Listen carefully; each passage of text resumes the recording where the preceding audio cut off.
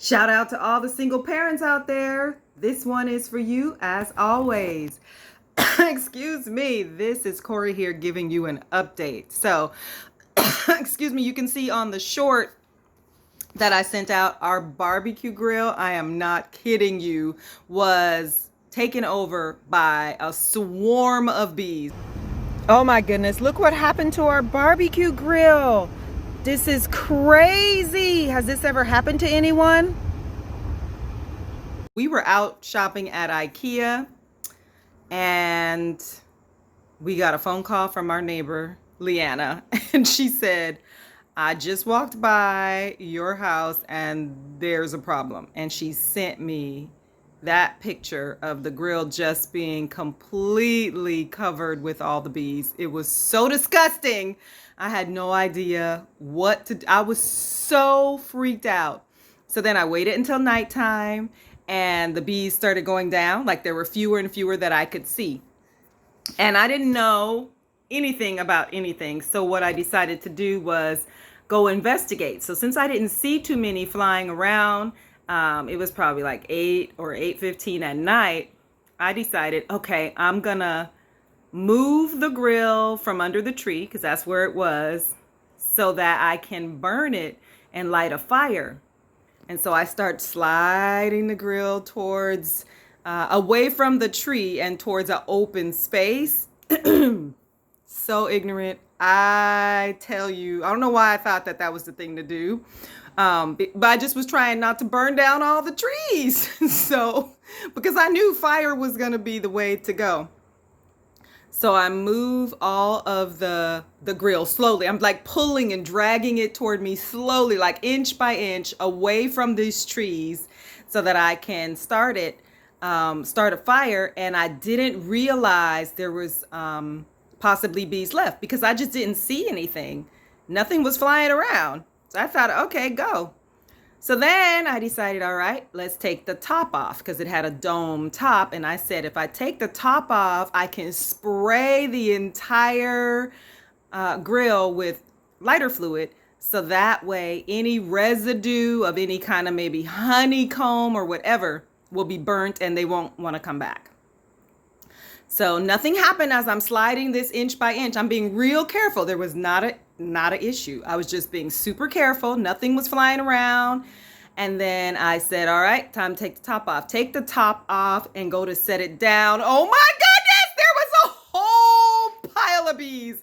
They were connected to the inside of the top. I am not kidding you. Fortunately, they were very dormant. And I don't know, it just must have been God's grace. Like, I can't even tell. Look, it's making my hair itch. I don't even know what to tell you. It was just so disgusting. But this, as I take the top off, this pile of bees just drops literally to the ground. They didn't get up and fly away.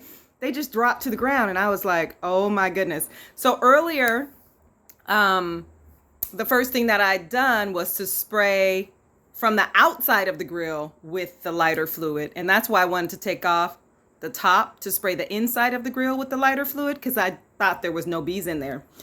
So maybe that's what caused them to be so dormant, was that from the outside of the grill they were sprayed maybe.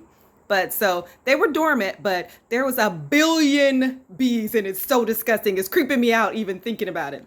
So I take the top off, all the bees just drop to the ground, a big pile of them. I guess they were being dormant because it was night and because of the lighter fluid I had sprayed. So then I said, okay, good. I'm safe. Nothing happened. They didn't come get me. So then my next thing was to light the fire. So I'd light the fire and my son and I, we just back away and we just let it burn. So then it was so disgusting. My son said, oh, we can't stay here. He's like, mom, we can't stay here. We got to go. We got to go somewhere. Let's just take a ride. Let's go on the freeway. So we get in the car, go drive just to get like an ice cream or something like that, just so that he's not disgusted. But I had left my jacket in the house. So I said, all right. So he heads to the car. I go inside the house to get my jacket. And then we go take and get the dogs and get the harness and the leashes. We have 2 dogs.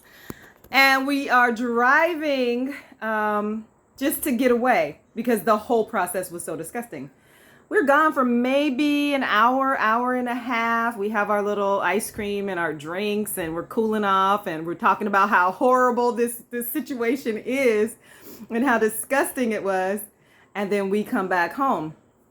I kid you not. I could not even make this up. The bees woke up while we were gone. They left the dormant state and they followed my scent. So where the car was parked, there was a whole trail. So from the barbecue pit, this whole trail of bees follows my son's scent and my scent to the car, to the parking lot, and then to the parking space, excuse me. And then literally, that must have been their last burst of energy.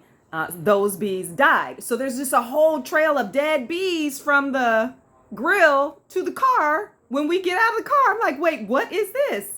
Then, as we walk toward the house, there's a whole trail of dead bees that are following from the car parking space into the house, into the front door. They didn't get in. Fortunately, they just all dropped and died. They just had one last burst of energy and just followed our odor. Oh my goodness. When we got back, I was so disgusted. All these trails of dead bees everywhere that we were. This was so disgusting. I am so a nature lover, but not like that. That was just too much. So fortunately, we didn't get stung. And then the very next day, because I guess apparently I didn't do a good enough job in burning it down because they woke back up after we left.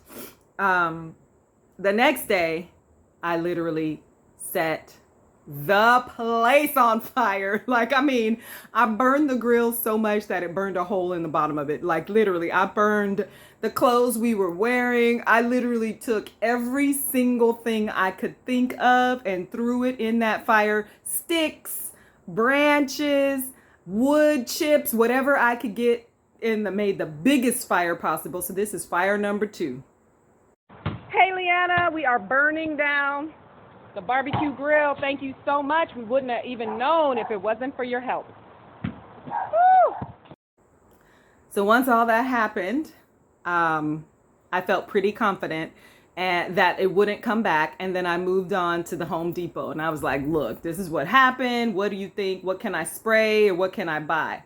So fortunately, there was a really knowledgeable woman there. She told me the best spray to get. There was only one left, of course, because it's the best one. Everybody bought it already. So I bought that spray. And then the next day at nightfall, I sprayed the heck out of it. Went back, bought 2 more bottles.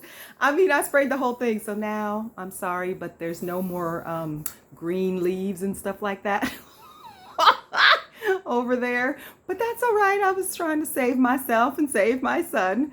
But I sprayed the heck out of it because I thought there could even be other places where the maybe nest could be besides in the grill. Maybe there was one in the tree. So I sprayed that whole thing down and it looks pretty scraggly, but we are now safe. This was a 3-day process. So I had to breathe and calm down before I could share that with you. But I was traumatized. And so I guess the lesson is this happens apparently to a lot of people. I Googled it. And the lesson is you have to really spray down your barbecue grill in between the times that you're using it and really just clean it so well because any little residue can be attractive to these bees. And it could have gone worse. Like literally, I didn't know what I was doing. I could have gotten totally stung. And I have 5 pages of allergies, like all 5 fingers, 5 pages worth of allergies. So that would have been a disaster.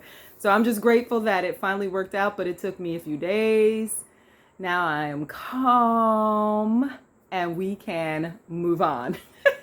Hopefully you will not have to go through that. So if you have a barbecue grill, go out now, spray it with bleach, clean it, do whatever you need to do, Dawn dish soap, whatever, so that there's no residue because apparently this is a thing and it is not a thing that you want to have.